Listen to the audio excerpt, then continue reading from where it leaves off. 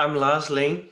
Thank you for watching this short introduction video to Educate for Life and the 2020 Educate for Life Sprint. You're watching this video because you must have a certain interest in the future of education.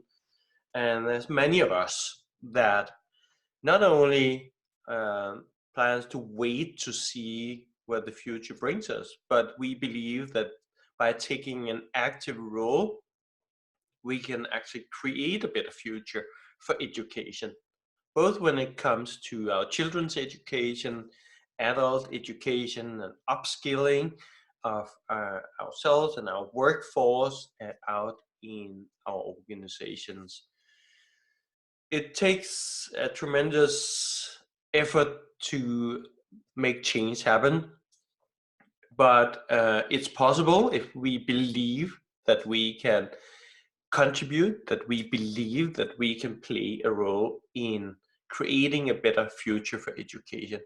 And that characterizes us in Educate for Life, that we believe we can make a difference.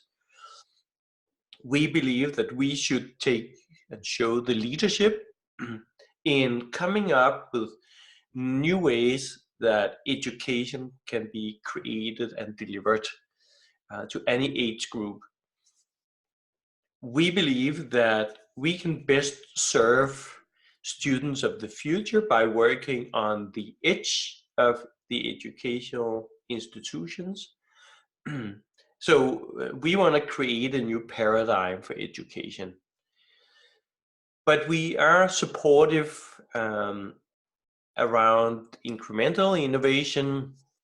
If you and somebody are working on incremental innovation that can improve educational services in institutions and schools, then go ahead with our blessing. Definitely, our community will be happy to support. But we are probably most interested in anything that happens on the edge of the educational system.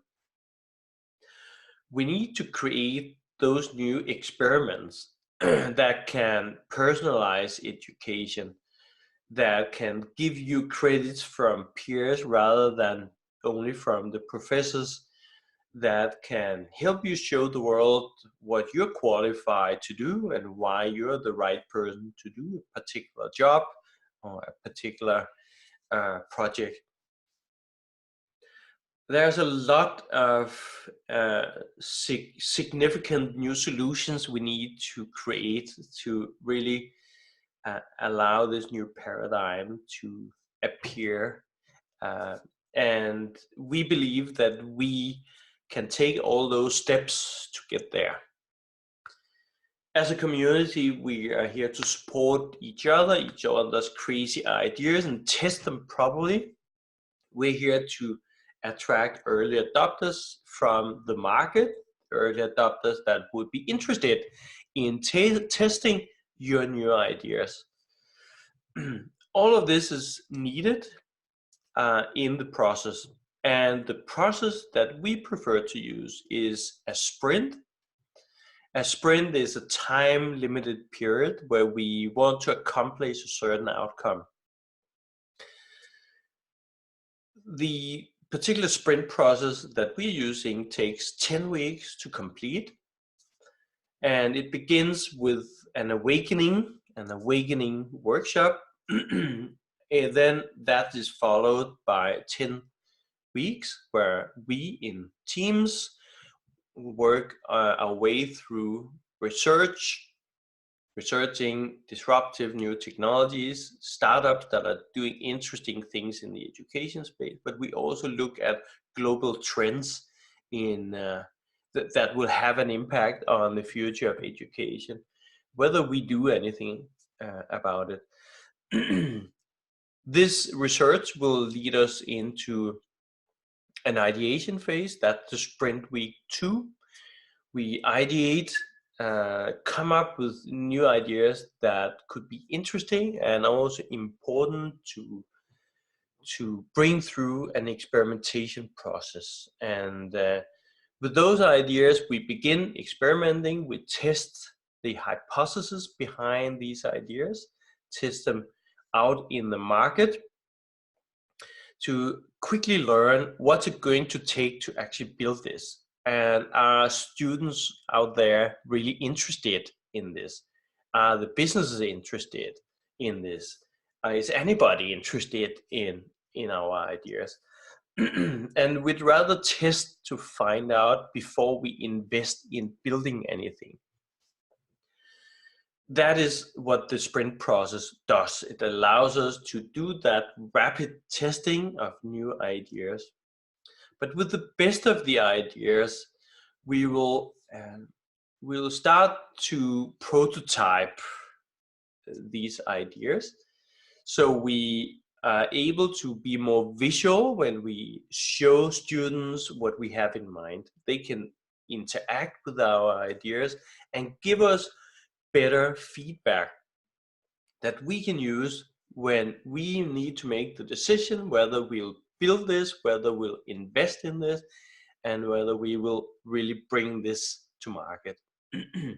We get help from a panel of disruptors halfway through the sprint, where we are pitching our ideas for feedback.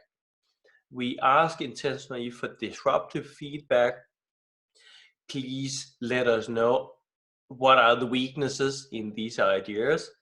Are these ideas too linear? Are they too close to the current paradigm of education? If they are, we need to rethink them. And this is where we need external help, which we have. We have an amazing panel of disruptors ready to give us feedback on ideas that we are taking through this sprint. And with that feedback, we can then reconstruct our initiatives to make them 10x or more impactful, 10x better, cheaper, faster. They can serve 10x or more students at 1/10 of the cost, and so on. So we are looking for that 10x factor, and we want to think differently around education. We want to make sure that we are growing a new paradigm, and everybody's involved, wants to be involved, whether it's educational institutions, investors, tech startups, educators, parents, children. Anybody is welcome, and everybody are needed to create a lifelong learning paradigm that serves you from cradle to grave, that allows you to qualify for future jobs or future opportunities in your own ways, in your own rights. In the second part of the sprint, we are spending time building prototypes. We're testing in iterations. At the end of the sprint, we are pitching the best of our ideas to a panel that consists of representatives from investors and from different educational institutions that are open to look into the future. And there will be others helping us to prepare an implementation plan for the time that follows the sprint. I hope that any of the sprint teams, all of the sprint teams, are interested also in implementing the best of the ideas that we are getting out of this 10-week sprint. I hope you will be in such a team and that you want to be part of creating the future rather than just waiting for it to happen. You can bring a team of your own, or you can join an existing team. You can also create a whole new team, and you get to choose the theme, the challenge, the topic that you're interested in working on. We have some themes already where you can join an existing team. Some of these are, for example, upskilling of the workforce in SMEs, in small and medium-sized enterprises. How do we make that happen? Considering that the owners and leaders are not always interested in investing too much money and time in the upskilling of the workforce, and many employees are also not understanding the importance of upskilling themselves. So how do we make this possible? What are the solutions that makes everybody want to upskill themselves, find the relevant skills they need to acquire for a better future for themselves? What about the leaders and owners of companies? How do we help them understand that continuous learning, lifelong learning, is going to be essential and crucial for their own survival? We're also working on the future models for business schools, for example. We are working on radically disrupting children's education. Why is it we have to sit in the same classroom, surrounded by the same people, taught by the same teachers, essentially in environments that are very similar to what they were 20, 30 or more years ago? We no longer have blackboards, we have whiteboards, but otherwise the experience is very close to what it used to be. Some don't have the luxury of having schools at all, and I think regardless of what we have today, we really need something different for our kids in the future. We are here because we want to create that new thing. I hope you want to join us. If you are up for the challenge, you can find some resources on our website. If you go to Educatefor.Life and find the 2020 Sprint menu item, then you'll find the page dedicated to the sprint, where I post different resources. The sprint timeline, for example, that starts on February 24th, 2020 with the virtual Awake workshop. And on March 2nd, we start the first of the 10 sprint weeks. That takes us all the way from research, ideation, and rapid testing of early stage ideas. Takes us through a disrupt workshop. Then we build more solid prototypes of the ideas. That seems to be the best and most exponential, most impactful ideas. And we spent the last 5 weeks of the sprint to build that and prepare to pitch to a very interesting panel at the end of the sprint. On the website, you will find different guidelines. If you're not familiar with how we work, how our tools and platforms work, you can read more about that. And you can read more about the sprint roles that are available to you. You can register for the sprint if you haven't done already. Let us know if you're searching for a team or if you're joining with the team.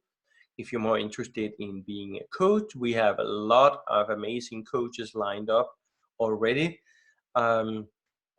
If you can be an advisor to teams, if you're interested in sponsoring or investing in teams potentially. And also what's very important is the online community platform. This is where our daily communication and collaboration happens. This is where you find the events that we will be having as a community related to the sprint, and also other community events. They all announced here in the platform. You can find each other. You can find members of our community. You can search on different criteria to find each other. Search for topics if you're interested in researching, and you will find that a lot of content will show up based on the topic that you select here. The groups are work groups. Every team who are part of the sprint has a dedicated workspace in here. You will get your own with your team. And the courses section is where you find the weekly assignments posted. Send you more information as soon as you will have your team formalized and ready on the start line, then you will get the practical information on how this works. Enough about the website and platforms. This was a brief introduction to our Educate for Life community and to the Educate for Life 2020 Sprint, which is starting here in February. I really hope you want to be part of making a difference, creating a better and different future for education. We really need that. We really need you. We really need our community, because there is really no other community, in my opinion, that has the mindset to really take this all the way to implementation of new ideas. We're going to meet immune system responses from everyone on the journey, but this community will be the safe sandbox where we can share even the most radical ideas, test the ideas, and make them even better. We're going to do this together in teams. I'll be your facilitator, and you'll be meeting your coach team as soon as you get onboarded in your sprint team. I look very much forward to this 10-week sprint and everything that follows, and I just need to hear from you. So please register and please join the conversations. See you very soon.